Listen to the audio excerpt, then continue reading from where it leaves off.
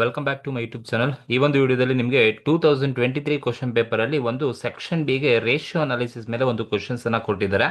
So ಈ ತರದ question ಸುಮಾರು ವರ್ಷಗಳಲ್ಲಿ ಕೇಳಿದ್ದಾರೆ, ಬಟ್ ಲಾಸ್ಟ್ 2 ವರ್ಷ ಈ ತರ ಕ್ವಶನ್ಸ್ ಅನ್ನ ಕೇಳಿದ್ದಾರೆ. ಬಟ್ ಅದರಿಂದ ಯಾವುದೇ ವರ್ಷ ನೋಡ್ಕೊಳ್ಳಿ ನೀವು ಇದೇ ತರದ ಕ್ವಶನ್ಸ್ ಅನ್ನ ಕೇಳಿದ್ದಾರೆ. ಸೊ ಇದಕ್ಕೆ ಇನ್ನೂ ಒಂದು ಎರಡು ಯಾವ್ದಾದ್ರು ರೇಷಿಯೋನ ಆ್ಯಡ್ ಮಾಡುವುದು ಬಿಟ್ರೆ ಬೇರೆ ಏನು ಇನ್ಫಾರ್ಮೇಶನ್ ಎಕ್ಸ್ಟ್ರಾ ಏನು ಇರೋದಿಲ್ಲ. ಸೊ ಬನ್ನಿ ಈ ಒಂದು ಕ್ವಶನ್ಸ್ ಅನ್ನ ಹೇಗೆ ಆನ್ಸರ್ ಮಾಡಬೇಕು ಅಂತ ನಾನು ನಿಮಗೆ ಈ ಒಂದು ವಿಡಿಯೋದಲ್ಲಿ ತಿಳಿಸ್ಕೊಡ್ತೀನಿ. ಕ್ವಶನ್ ನಂಬರ್ 3 ಏನ್ ಹೇಳುತ್ತೆ ಅಂದ್ರೆ, from the following given below calculate the following ratio. So ನೋಡಿ, ನಮಗೆ ಇಲ್ಲೊಂದು ಇನ್ಫಾರ್ಮೇಶನ್ಸ್ ಅನ್ನ ಕೊಟ್ಟಿದ್ದಾರೆ. ಸೊ ಇದನ್ನ ಯೂಸ್ ಮಾಡಿಕೊಂಡು ರೇಷಿಯೋಸ್ ಅನ್ನ ಕ್ಯಾಲ್ಕುಲೇಟ್ ಮಾಡಬೇಕಂತ. ಒಂದು ಕರೆಂಟ್ ರೇಷಿಯೋ, ಎರಡನೇದು ಸ್ಟಾಕ್ ಟರ್ನ್ ಓವರ್ ರೇಷಿಯೋ, ಮೂರನೇದು ಡೆಟ್ ಈಕ್ವಿಟಿ ರೇಷಿಯೋ. ಸೊ ಇಲ್ಲಿ ಈ ಮೂರು ರೇಷಿಯೋನ ಕ್ಯಾಲ್ಕುಲೇಟ್ ಮಾಡಕ್ಕೆ ಸಂಬಂಧಪಟ್ಟಂತ ಇನ್ಫಾರ್ಮೇಶನ್ ಕೊಟ್ಟಿದ್ದಾರೆ. ನೋಡಿ, ಕರೆಂಟ್ ಅಸೆಟ್ 3 lakh rupees ಇದೆ, ಓಪನಿಂಗ್ ಸ್ಟಾಕ್ 30,000 ಇದೆ, ಕ್ಲೋಸಿಂಗ್ ಸ್ಟಾಕ್ 50,000 ಇದೆ, ಕಾಸ್ಟ್ ಆಫ್ ಗೂಡ್ಸ್ ಸೋಲ್ಡ್ 12,50,000 ಇದೆ, ಈಕ್ವಿಟಿ ಶೇರ್ ಕ್ಯಾಪಿಟಲ್ 5 lakh ಇದೆ, 10% ಪ್ರಿಫರೆನ್ಸ್ ಶೇರ್ ಕ್ಯಾಪಿಟಲ್ 2 lakh ಇದೆ, 12% ಡಿಬೆಂಚರ್ 1,50,000 ಇದೆ, ಕರೆಂಟ್ ಲಯಬಿಲಿಟಿ 1,25,000 ಕೊಟ್ಟಿದ್ದಾರೆ. ಸೊ ಇಷ್ಟು ಇನ್ಫಾರ್ಮೇಶನ್ಸ್ ಕೊಟ್ಟಿದ್ದಾರೆ. ಈ ಇನ್ಫಾರ್ಮೇಶನ್ ಯೂಸ್ ಮಾಡಿಕೊಂಡು ಮೇಲೆ ಹೇಳಿರ್ತಕ್ಕಂಥ ರೇಷಿಯೋಸ್ ಅನ್ನ ನಾವು ಕ್ಯಾಲ್ಕುಲೇಷನ್ಸ್ ಅನ್ನ ಮಾಡಬೇಕು, ಸರಿನಾ? ಈಗ 1 by 1 ರೇಷಿಯೋಸ್ ಅನ್ನ ನಾವು ಕ್ಯಾಲ್ಕುಲೇಷನ್ಸ್ ಅನ್ನ ಮಾಡ್ತಾ ಹೋಗೋಣ. ಸೊ ನೋಡಿ, ಮೊದಲನೇದು ಬಂದು ಯಾವ ರೇಷಿಯೋ ಇದೆಯಪ್ಪ ಅಂದ್ರೆ ಕರೆಂಟ್ ರೇಷಿಯೋ ಕೇಳಿದ್ದಾರೆ. That is current ratio. Current ratio ನೋಡಿ, ಕರೆಂಟ್ ರೇಷಿಯೋ ಫಾರ್ಮುಲಾ ಏನಪ್ಪಾ ಅಂತ ಹೇಳಿದ್ರೆ current asset divided by current liability. Current asset divided by current liability. Current asset divided by current liabilities ಮಾಡಿದ್ರೆ ನಿಮಗೆ ಕರೆಂಟ್ ರೇಷಿಯೋ ಬರುತ್ತೆ. ಈಗ question ಅಲ್ಲಿ ಕರೆಂಟ್ ಅಸೆಟ್ಸ್ ಕೊಟ್ಟಿದಾರಾ ಅಂತ ಹೇಳಿದ್ರೆ ಜಸ್ಟ್ ಅಬ್ಸರ್ವ್ ಮಾಡಿ ಇನ್ಫಾರ್ಮೇಶನ್ ನೋಡಿ. ಇಲ್ಲೇ ಹೇಳಿದ್ದಾರೆ ಕರೆಂಟ್ ಅಸೆಟ್ಸ್ ಎಷ್ಟಿದೆ ಅಂತ ಅವ್ರು ಹೇಳಿದ್ದಾರೆ, ಒಂದೇ ವರ್ಡ್ ಅಲ್ಲಿ ಕೊಟ್ಟಿದ್ದಾರೆ. ಕರೆಂಟ್ ಅಸೆಟ್ಸ್ ಎಷ್ಟಿದೆಯಪ್ಪ, 3 lakh rupees ಕರೆಂಟ್ ಅಸೆಟ್ಸ್ ಇದೆ ಅಂತ ಹೇಳಿದ್ದಾರೆ. ಸೊ ಇನ್ನ ಕರೆಂಟ್ ರೇಷಿಯೋ ಮಾಡ್ತೀರಾ ಅಂದ್ರೆ ಕರೆಂಟ್ ಅಸೆಟ್ಸ್ ಅವರೇ ಡೈರೆಕ್ಟ್ ಆಗಿ ಕೊಟ್ಟಿದ್ದಾರೆ. ಕೊಟ್ಟಿಲ್ಲ ಅಂದ್ರೆ ನಿಮಗೆ ಗೊತ್ತಿರಬೇಕು, ಯೂಶುವಲ್ ಆಗಿ ಸ್ಟಾಕ್, ಡೆಟಾರ್, ಕ್ಯಾಶ್, ಬ್ಯಾಂಕ್ ಇವು ಕರೆಂಟ್ ಅಸೆಟ್ಸ್ ಅಂತ ಕೊಟ್ಟಿರ್ತಾರೆ. ಸೊ ಕರೆಂಟ್ ಅಸೆಟ್ 3 lakh ಅವರೇ ಕೊಟ್ಟಿದ್ದಾರೆ. ಕರೆಂಟ್ ಲಯಬಿಲಿಟಿ ಮಾಡಬೇಕು divided by current liability. Question ಅಲ್ಲಿ ನೋಡಿ, ಕರೆಂಟ್ ಲಯಬಿಲಿಟಿನ ಅವರೇ ಇಲ್ಲೇ ಕೊಟ್ಬಿಟ್ಟಿದ್ದಾರೆ ಡೈರೆಕ್ಟ್ ಆಗಿ. ಎಷ್ಟು ಕೊಟ್ಟಿದ್ದಾರೆ ಕರೆಂಟ್ ಲಯಬಿಲಿಟಿ ಅಂತ ಹೇಳಿದ್ರೆ 1,25,000 ಕೊಟ್ಟಿದ್ದಾರೆ, ಸರಿನಾ? ನೋಡಿ, ಇನ್ಫಾರ್ಮೇಶನ್ ಅಲ್ಲಿ ಕರೆಂಟ್ ಅಸೆಟ್ಸ್ ಇದೆ, ಕರೆಂಟ್ ಲಯಬಿಲಿಟಿ ಇದೆ. So current assets, current liability information ಅಲ್ಲಿ ಅವರೇ ಕೊಟ್ಟಿರೋದ್ರಿಂದ ನೀವು ಡೈರೆಕ್ಟ್ ಆಗಿ ಸಿಂಪ್ಲಿಫೈ ಮಾಡಿ. So current ratio equals current assets 3 lakh rupees divided by current liability 1,25,000. So ಈಗ ನೀವು ಸಿಂಪ್ಲಿಫೈ ಮಾಡಿದ್ರೆ current ratio equals 3 lakh divided by 1,25,000 ಮಾಡಿ ನಿಮಗೆ 2.4 ಬರುತ್ತೆ. 2.4 ನೀವು ಈ ತರನಾದ್ರೂ ರೆಪ್ರೆಸೆಂಟ್ ಮಾಡಿ, ಆರ್ ಅಥವಾ 2.4:1 ಅಂತನಾದ್ರೂ ರೆಪ್ರೆಸೆಂಟೇಷನ್ ಮಾಡಿ. ಸೊ ರೆಪ್ರೆಸೆಂಟೇಷನ್ಸ್ ಅನ್ನ ಮಾಡಿ. ಸೊ ಯಾವ ತರ ಮಾಡುದು ಅಂದ್ರೆ ಡಿನಾಮಿನೇಟರ್ 1 ಇರುತ್ತೆ ಅಷ್ಟೇ ಕಾಮನ್ ಆಗಿ. 2.4 ಅಥವಾ 2.4:1 ಅಂತ ಮಾಡಿದ್ರೆ ಸಾಕಾಗುತ್ತೆ. ಸೊ ಇದು ಕರೆಂಟ್ ರೇಷಿಯೋನ ಕ್ಯಾಲ್ಕುಲೇಷನ್ಸ್ ಅನ್ನ ಮಾಡ್ತಕ್ಕಂಥದ್ದು. Current asset divided by current liability. Current assets ಅವರೇ ಕೊಟ್ಟಿದ್ದಾರೆ, ಕರೆಂಟ್ ಲಯಬಿಲಿಟಿನ ಅವರೇ ಕೊಟ್ಟಿದ್ದಾರೆ. ಡೈರೆಕ್ಟ್ ಆ ಫಾರ್ಮುಲಾ ಅಪ್ಲೈ ಮಾಡಿ ಡಿವೈಡ್ ಮಾಡಿ ನಿಮಗೆ ಕರೆಂಟ್ ರೇಷಿಯೋ ಸಿಗುತ್ತೆ. ಇದು ಮೊದಲನೇ ರೇಷಿಯೋ. ಎರಡನೇ ರೇಷಿಯೋ ಬಂದು ಬಿ. ಯಾವ್ದನ್ನ ಕ್ಯಾಲ್ಕುಲೇಷನ್ ಮಾಡೋಕೆ ಹೇಳಿದಾರಪ್ಪ ಅಂದ್ರೆ stock turnover ratio. Stock turnover ratio ನೋಡಿ, stock turnover ratio is also called as inventory turnover ratio ಅಂತ ಕರಿತೀವಿ. ಸೊ ಯಾವುದು ಫಾರ್ಮುಲಾ ಯೂಸ್ ಮಾಡಬೇಕಪ್ಪ ಅಂತ ಹೇಳಿದ್ರೆ ನೀವು cost of goods sold divided by average stock.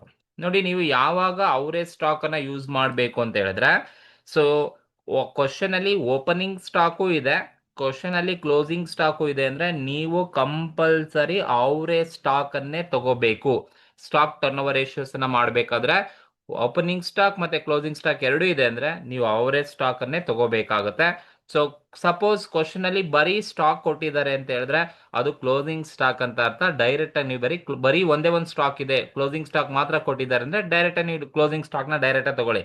But opening stock ಮತ್ತೆ closing stock ಅವರೇ ಕೊಟ್ಟಿದ್ದಾರೆ ಅಂತ ಹೇಳಿದ್ರೆ ನೀವು ಅವರೇ ಸ್ಟಾಕ್ ಅನ್ನೇ ತಗೋಬೇಕಾಗುತ್ತೆ ಸ್ಟಾಕ್ ಟರ್ನ್ ಓವರ್ ರೇಷಿಯೋ ಮಾಡಬೇಕಾದ್ರೆ. ಸೊ ಹಾಗಾಗಿ stock turnover ratio equals cost of goods sold divided by average stock ಮಾಡ್ಕೋಬೇಕು. ಈಗ ಕ್ವಶನ್ ಅಲ್ಲಿ ಕಾಸ್ಟ್ ಆಫ್ ಗೂಡ್ಸ್ ಸೋಲ್ಡ್ ಕೊಡ್ಬೋದು, ಕೊಡದೇನು ಕೂಡ ಇರ್ಬೋದು. ಸೊ ಕ್ವಶನ್ ಅಲ್ಲಿ ಕೊಟ್ಟಿದಾರ ನೋಡೋಣ ಒಂದ್ಸಲ.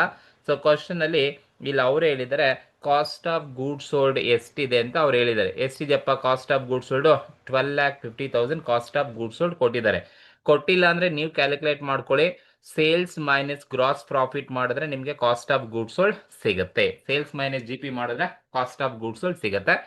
ಸೊ ಈಗ ಕಾಸ್ಟ್ ಆಫ್ ಗೂಡ್ಸ್ ಸೋಲ್ಡ್ ಅವರೇ ಕೊಟ್ಟಿರೋದ್ರಿಂದ ಸೊ ಮತ್ತೆ ನಾನೇನು ಕ್ಯಾಲ್ಕುಲೇಷನ್ ಮಾಡ್ಲಿಕ್ಕೆ ಹೋಗೋದಿಲ್ಲ. ಸೊ ಡೈರೆಕ್ಟ್ ಆಗಿ ತಗೋಬಹುದು. S T R stock turnover ratio equals cost of goods sold ಅವ್ರು ಕೊಟ್ಟಿದ್ದಾರೆ 12,50,000 ಕೊಟ್ಟಿದ್ದಾರೆ, ಡಿವೈಡೆಡ್ ಬೈ ಅವರೇಜ್ ಸ್ಟಾಕ್ ಮಾಡಬೇಕು. ಫಸ್ಟ್ ಕ್ವಶನ್ ಅಲ್ಲಿ ಎಲ್ಲಾದ್ರೂ ಅವರೇಜ್ ಸ್ಟಾಕ್ ಅಂತ ಕೊಟ್ಟಿದಾರಾ? ಇಲ್ಲ. ಬಟ್ ಅವರೇಜ್ ಸ್ಟಾಕ್ ನ ಬದಲು ನಮ್ಗೆ ಏನ್ ಕೊಟ್ಟಿದಾರಪ್ಪ ಅಂದ್ರೆ ನೋಡಿ, ಓಪನಿಂಗ್ ಸ್ಟಾಕ್ ಕೊಟ್ಟಿದ್ದಾರೆ, ಓಪನಿಂಗ್ ಸ್ಟಾಕ್ ಮತ್ತೆ ಕ್ಲೋಸಿಂಗ್ ಸ್ಟಾಕ್ ಅನ್ನ ಕೊಟ್ಟಿದ್ದಾರೆ. ನೋಡಿ, ಯಾವ ಕ್ವಶನ್ ಅಲ್ಲಿ ನೀವು ರೇಷಿಯೋ ಅನಾಲಿಸಿಸ್ ಅಲ್ಲಿ ಎಲ್ಲಾದ್ರೂ ಮಾಡಿ ಎಸ್ ಟಿ ಆರ್ ಮಾಡ್ತಾ ಇದ್ದೀರಾ ಅಂತ ಹೇಳಿದ್ರೆ ಓಪನಿಂಗ್ ಸ್ಟಾಕು ಮತ್ತೆ ಕ್ಲೋಸಿಂಗ್ ಸ್ಟಾಕು ಕ್ವಶನ್ ಅಲ್ಲಿ ಇದೆ ಅಂತ ಹೇಳಿದ್ರೆ ನೀವೇನ್ ಮಾಡ್ಬೇಕಪ್ಪ ಅಂದ್ರೆ ಅವರೇಜ್ ಸ್ಟಾಕ್ ಅನ್ನ ನೀವು ಫೈಂಡ್ ಔಟ್ ಮಾಡ್ಕೋಬೇಕು ಫಸ್ಟ್, ಸರಿನಾ? ಸೊ ಹಾಗಾಗಿ ನೀವು ಅವರೇಜ್ ಸ್ಟಾಕ್ ಅನ್ನ ಫೈಂಡ್ ಔಟ್ ಮಾಡ್ತೀರಾ ಅಂತ ಹೇಳಿದ್ರೆ ಅವರೇಜ್ ಸ್ಟಾಕ್ ಫಾರ್ಮುಲಾ ಏನ್ ಹೇಳುತ್ತಪ್ಪ ಅಂದ್ರೆ average stock equals opening stock plus closing stock, opening stock plus closing stock divided by 2 ಮಾಡಬೇಕು. Plus closing stock divided by 2 ಮಾಡಿದ್ರೆ ನಿಮಗೆ ಅವರೇಜ್ ಸ್ಟಾಕ್ ಸಿಗುತ್ತೆ. ಈಗ ನೀವು ಈ ಫಾರ್ಮುಲಾಗೆ ಅಪ್ಲೈ ಮಾಡಿದ್ರೆ ಓಪನಿಂಗ್ ಸ್ಟಾಕ್ ಕ್ವಶನ್ ಅಲ್ಲಿ ಎಷ್ಟಿದೆಯಪ್ಪ ಅಂತ ಹೇಳಿದ್ರೆ ನೋಡಿ, ಓಪನಿಂಗ್ ಸ್ಟಾಕ್ ಕ್ವಶನ್ ಅಲ್ಲಿ ಎಷ್ಟಿದೆ? 30,000 ಕೊಟ್ಟಿದ್ದಾರೆ. So opening stock 30,000 plus closing stock ಎಷ್ಟು ಕೊಟ್ಟಿದ್ದಾರೆ? 50,000 ಕೊಟ್ಟಿದ್ದಾರೆ closing stock. So 50,000 closing stock ಇದೆ. ಸೊ ಈಗ ನಾವು opening stock plus closing stock divided by 2 ಮಾಡಬೇಕು. ಸೊ 30 ಪ್ಲಸ್ 50 ಡಿವೈಡೆಡ್ ಬೈ 2 ಮಾಡಿದ್ರೆ ಅವರೇಜ್ ಸ್ಟಾಕ್ ಈಕ್ವಲ್ಸ್ ಎಷ್ಟು ಬರುತ್ತಪ್ಪ? 30 ಪ್ಲಸ್ 50 80 ಡಿವೈಡೆಡ್ ಬೈ 2 ಮಾಡಿದ್ರೆ ಅವರೇಜ್ ಸ್ಟಾಕ್ ನನಗೆ 40,000 ಬರುತ್ತೆ. ಸೊ ಇದು ಅವರೇಜ್ ಸ್ಟಾಕ್ ಯಾವಾಗ ನೀವು ಮಾಡ್ಕೊಳ್ಳಿ ಅಂತ ಹೇಳಿದ್ರೆ ಓಪನಿಂಗ್ ಮತ್ತೆ ಕ್ಲೋಸಿಂಗ್ ಕೊಟ್ರೆ ನೀವು ಅವರೇಜ್ ಸ್ಟಾಕ್ ಅನ್ನ ಫೈಂಡ್ ಔಟ್ ಮಾಡ್ಕೊಳ್ಳಿ, ಓಕೆನಾ? ಸೊ ಈಗ ಅವರೇಜ್ ಸ್ಟಾಕ್ 40,000 ನಿಮಗೆ ಸಿಕ್ತು. ಸೊ ಈಗ ನೀವು ಎಸ್ ಟಿ ಆರ್ ಫಾರ್ಮುಲಾಗ ಅಪ್ಲೈ ಮಾಡಿ cost of goods sold divided by average stock. Cost of goods sold question ಅಲ್ಲೇ ಕೊಟ್ಟಿದ್ದಾರೆ, ಅವರೇಜ್ ಸ್ಟಾಕ್ ಅಂತ ನನಗೆ ಕೊಟ್ಟಿರಲಿಲ್ಲ, ಓಪನಿಂಗ್ ಮತ್ತೆ ಕ್ಲೋಸಿಂಗ್ ಕೊಟ್ಟಿದ್ರು, ಅದನ್ನ ಅಡ್ಜಸ್ಟ್ ಮಾಡಿ ನಾನು ಅವರೇಜ್ ತಗೊಂಡಿದ್ದೀನಿ, 40,000 ಬಂತು. ಈಗ ನೀವು ಸಿಂಪ್ಲಿಫೈ ಮಾಡಿ 12,50,000 ಡಿವೈಡೆಡ್ ಬೈ 40,000 ಮಾಡಿದ್ರೆ ನಮಗೆ stock turnover ratio equals 12,50,000 divided by 40,000 ಮಾಡಿದ್ರೆ ನಮಗೆ stock turnover ratio 31.25 times ನಿಮಗೆ ಸಿಗುತ್ತೆ. ನೋಡಿ, ಯಾವುದೇ ಟರ್ನ್ ಓವರ್ ರೇಷಿಯೋ ಬಂದರೂ ಕೂಡ ಅದನ್ನ ನೀವು ಟೈಮ್ಸ್ ಅಲ್ಲೇ ರೆಪ್ರೆಸೆಂಟೇಷನ್ಸ್ ಅನ್ನ ಮಾಡಬೇಕಾಗತ್ತೆ, ಸರಿನಾ? ಇದು ಸ್ಟಾಕ್ ಟರ್ನ್ ಓವರ್ ರೇಷಿಯೋ ಇರ್ತಕ್ಕಂಥದ್ದು. ಎರಡನೇ ರೇಷಿಯೋ ಇರೋದು. ಇನ್ನು ಮೂರನೇ ನಮ್ಗೆ ಏನ್ ಕೇಳಿದಾರಪ್ಪ ಅಂದ್ರೆ ಡೆಟ್ ಈಕ್ವಿಟಿ ರೇಷಿಯೋ ಕೇಳಿದ್ದಾರೆ. ಸೊ ಹಾಗಾಗಿ ಥರ್ಡ್ ಒನ್ ಬಂದು debt equity ratio. Debt equity ratio ನೋಡಿ, ಡೆಟ್ ಈಕ್ವಿಟಿ ರೇಷಿಯೋ ಫಾರ್ಮುಲಾ ಏನ್ ಹೇಳುತ್ತಪ್ಪ ಅಂದ್ರೆ debt divided by equity. Equity ನೋಡಿ, ಇದು ಫಾರ್ಮುಲಾ. ಡೆಟ್ ಈಕ್ವಿಟಿ ಅಂದ್ರೆ debt divided by equity. So ಇಲ್ಲಿ ಡೆಟ್ ಅಂದ್ರೆ ನಿಮಗೆ ಗೊತ್ತಿರಬೇಕು. Debt in the sense, debt ಅಂತ ಹೇಳಿದ್ರೆ ಒಂದು ನಾನ್ current liability plus current liability ಎರಡು ಸೇರಿಸಿದ್ರೆ ಟೋಟಲ್ ಡೆಟ್ ಸಿಗುತ್ತೆ. ನಾನ್ current liability like debenture, mortgage, loan from bank, ಇವೆಲ್ಲ non current liability. Current liability ಅಂದ್ರೆ ಲೈಕ್ ಕ್ರೆಡಿಟರ್ಸ್ ಆಗಿರ್ಬೋದು, ಬಿಲ್ಸ್ ಪೇಯಬಲ್ ಆಗಿರ್ಬೋದು, ಔಟ್ಸ್ಟ್ಯಾಂಡಿಂಗ್ ಎಕ್ಸ್ಪೆನ್ಸಸ್ ಆಗಿರ್ಬೋದು, ಇವೆಲ್ಲ current liability. So non current plus current ಮಾಡಿದ್ರೆ ನಿಮಗೆ ಡೆಟ್ ಸಿಗುತ್ತೆ. ಅದೇ ತರ ಈಕ್ವಿಟಿ, ಈಕ್ವಿಟಿ ಅಂತನಾದ್ರೂ ಕರಿಬಹುದು, ಆರ್ ಅಥವಾ ಇದನ್ನ ನೀವು ಶೇರ್ ಹೋಲ್ಡರ್ಸ್ ಫಂಡ್ ಅಂತನಾದ್ರೂ ಕರಿಬಹುದು, ಆರ್ ನೆಟ್ವರ್ತ್ ಅಂತ ಬೇಕಾದ್ರೂ ಕರಿಬಹುದು, ಆರ್ ಪ್ರೊಪ್ರೈಟರ್ಸ್ ಫಂಡ್ ಅಂತ ಬೇಕಾದ್ರೂ ಕರಿಬಹುದು. ಎಲ್ಲ ಒಂದೇ ಅರ್ಥ ಕೊಡೋದು ರೇಷಿಯೋ ಅನಾಲಿಸಿಸ್ ಅಲ್ಲಿ. ಈ ನಾಲ್ಕು ತಿಳ್ಕೊಳ್ಳಿ: ಈಕ್ವಿಟಿ ಅಥವಾ ಶೇರ್ ಹೋಲ್ಡರ್ಸ್ ಫಂಡ್ ಅಥವಾ ನೆಟ್ವರ್ತ್ ಅಥವಾ ಪ್ರೊಪ್ರೈಟರ್ಸ್ ಫಂಡ್ ಅಂದ್ರೆ ಯಾವ ತರ ನೀವು ತಗೋಬೇಕಪ್ಪ ಅಂದ್ರೆ ಒಂದು equity share capital plus preference share capital plus reserves and surplus plus profit and loss account. ನೋಡಿ, ಪ್ರಾಫಿಟ್ ಅಂಡ್ ಲಾಸ್ ಅಕೌಂಟ್ ಇಷ್ಟನ್ನ ನೀವು ತಗೋಬೇಕು. ಸೊ ಈಕ್ವಿಟಿ ಅಂತ ಹೇಳಿದ್ರೆ ಇಷ್ಟು ಇರುತ್ತೆ: ಈಕ್ವಿಟಿ ಇರುತ್ತೆ, ಪ್ರಿಫರೆನ್ಸ್ ಇರುತ್ತೆ, ರಿಸರ್ವ್ಸ್ ಅಂಡ್ ಸರ್ಪ್ಲಸ್ ಇರುತ್ತೆ, ಪ್ರಾಫಿಟ್ ಅಂಡ್ ಲಾಸ್ ಅಕೌಂಟ್ ಇರುತ್ತೆ. ಈಗ ನಾವು ಕ್ವಶನ್ಗೆ ಬಂದ್ರೆ ನೋಡಿ, so debt divided by equity ಮಾಡಿದ್ರೆ ನಮಗೆ ಡೆಟ್ ಈಕ್ವಿಟಿ ರೇಷಿಯೋ ಸಿಗುತ್ತೆ. ಡೆಟ್ ಅಂದ್ರೆ ನಾನ್ ಕರೆಂಟ್ ಪ್ಲಸ್ ಕರೆಂಟ್ ಎರಡೂ ತಗೋಬೇಕು.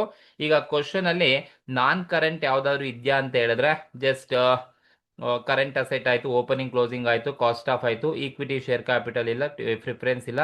ನೋಡಿ 12% ಡಿಬೆಂಚರ್ಸ್ ಕೊಟ್ಟಿದ್ದಾರೆ. 12% ಡಿಬೆಂಚರು 1,50,000 ಇದೆ. ಇದು ನಾನ್ ಕರೆಂಟ್ ಲಯಬಿಲಿಟಿ. ಡಿಬೆಂಚರ್ ಇದೆ, that is 1,50,000 plus current liability ಇದೆ, ಅವರೇ ಕರೆಂಟ್ ಲಯಬಿಲಿಟಿ ಕೊಟ್ಟಿದ್ದಾರೆ 1,25,000. ಸೊ ಈಗ ಡಿಬೆಂಚರ್ 1,50,000 ಪ್ಲಸ್ ಕರೆಂಟ್ ಲಯಬಿಲಿಟಿ 1,25,000 ಎರಡು ಆಡ್ ಮಾಡಿದ್ರೆ, ಸೊ 1,50,000 ಪ್ಲಸ್ 1,25,000 ಆಡ್ ಮಾಡಿದ್ರೆ ನಮ್ಗೆ ಟೋಟಲ್ ಡೆಟ್ ಎಷ್ಟು ಸಿಗುತ್ತಪ್ಪ ಅಂತ ಹೇಳಿದ್ರೆ 2,75,000 ನನಗೆ ಟೋಟಲ್ ಡೆಟ್ ಸಿಗುತ್ತೆ. ಇದು ಟೋಟಲ್ ಡೆಟ್ ಅಂತ ಕರಿತೀವಿ, ಸರಿನಾ? ದೆನ್ ಈಗ ಡೆಟ್ ನನಗೆ ಸಿಕ್ತು, ಫಾರ್ಮುಲಾಗೆ ನಾನು ಅಪ್ಲೈ ಮಾಡ್ತೀನಿ ಅಂತ ಹೇಳಿದ್ರೆ, so debt equity ratio equals, debt equity ratio ಅಂದ್ರೆ 2,75,000 ಟೋಟಲ್ ಡೆಟ್ ಇದೆ, ಡಿವೈಡೆಡ್ ಬೈ ಈಕ್ವಿಟಿ ಅಂದ್ರೆ ನಾನು ಫೈಂಡ್ ಔಟ್ ಮಾಡ್ಕೋಬೇಕಾಗತ್ತೆ. ಈಕ್ವಿಟಿ ಅಂದ್ರೆ ಸೊ ಏನೇನ್ ಇದೆಯಪ್ಪ ಈಕ್ವಿಟಿಲಿ ಅಂತ ಹೇಳಿದ್ರೆ, ನಾನು ಆಗ್ಲೇ ಹೇಳ್ದಾಗೆ ಈಕ್ವಿಟಿ ಅಂತ ಹೇಳಿದ್ರೆ equity equals equity share capital ಇದೆಯಾ? ಎಸ್, ನೋಡಿ ಈಕ್ವಿಟಿ ಶೇರ್ ಕ್ಯಾಪಿಟಲ್ ಇದೆ. ಸೊ ಇಲ್ಲಿ ಈಕ್ವಿಟಿ ಶೇರ್ ಕ್ಯಾಪಿಟಲ್ ಕೊಟ್ಟಿದ್ದಾರೆ, ಎಷ್ಟು ಕೊಟ್ಟಿದಾರಪ್ಪ ಅಂದ್ರೆ 5 lakh rupees ಇದೆ. So equity share capital 5 lakh rupees, 5 lakh rupees plus preference share capital ಕೊಟ್ಟಿದ್ದಾರೆ ಅಂದ್ರೆ ಪ್ರಿಫರೆನ್ಸ್ ಶೇರ್ ಕ್ಯಾಪಿಟಲ್ ಕೊಟ್ಟಿದ್ದಾರೆ 2 lakh rupees ಕೊಟ್ಟಿದ್ದಾರೆ. So preference share capital 2 lakh rupees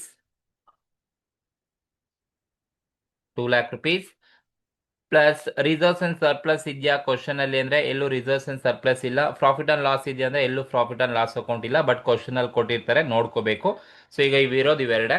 so ಇವೆರಡು ಟೋಟಲ್ ಮಾಡ್ಕೊಂಡ್ರೆ ನನಗೆ 7 lakh rupees ಬರುತ್ತೆ. ಸೊ ಹಾಗಾಗಿ ಟೋಟಲ್ ಈಕ್ವಿಟಿ ಬಂದು 7 lakh rupees ಇದೆ ಅಂತ ಅರ್ಥ. ಸೊ ಈಗ ನಾನು ಫಾರ್ಮುಲಾಗ ಅಪ್ಲೈ ಮಾಡ್ತೀನಿ. ಡೆಟ್ 2,75,000 ಇದೆ, ಡಿವೈಡೆಡ್ ಬೈ ಈಕ್ವಿಟಿ ಬಂದು 7 lakh rupees ಇದೆ. ನೀವು ಸಿಂಪ್ಲಿಫೈ ಮಾಡಿದ್ರೆ debt equity ratio equals 2,75,000 divided by 7 lakh ಮಾಡಿದ್ರೆ ನಮ್ಗೆ ಎಷ್ಟು ಬರುತ್ತಪ್ಪ ಅಂತ ಹೇಳಿದ್ರೆ